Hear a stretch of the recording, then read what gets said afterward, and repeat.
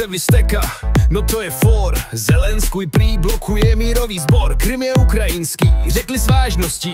A Donaldští blesky, jak obvykle s hrdostí. Zprávy dnešní, svět se točí, až se z toho hlava točí. Od Trumpa po bouře, co mění směr, každý řádek je jak z jiný sfér. Co se dneska děje, to se zpívá těžce v téhle republice. I v Gaze přece bílá plomba bude zdarma. Já sálit, zatímco sírová kauza roztahuje svůj klid.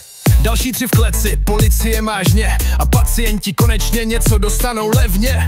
Turek novináři vynadal z plna hrdla, ale prý to není trestné, zůstala jen mlha. Úřady to řeší, soudy říkají ne, stačí zvednout hlas a vina se tě vyhne. Bůřky ve čtvrtek pomalý jak šnek, nevíš odkud přijdou, vezmi radši deštní head.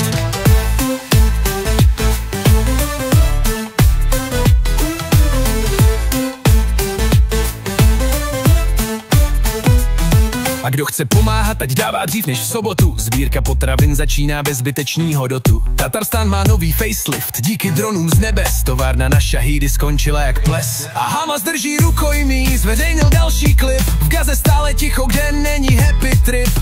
Istanbul se otřásá, 6-2 na škále, turisti skáčou ze schodů, fakt reálné. A Slováci zkoumají vakcíny znovu, co kdyby vám byl med nebo kovovou hlavu. V Teplicích fičák, zloděj šel po gumách, ukradl 100 balení, má je asi v kufrech. A v zubech finančák posílá složenky s láskou, když nezaplatíš hned, dostaneš to na splátkovou pásku.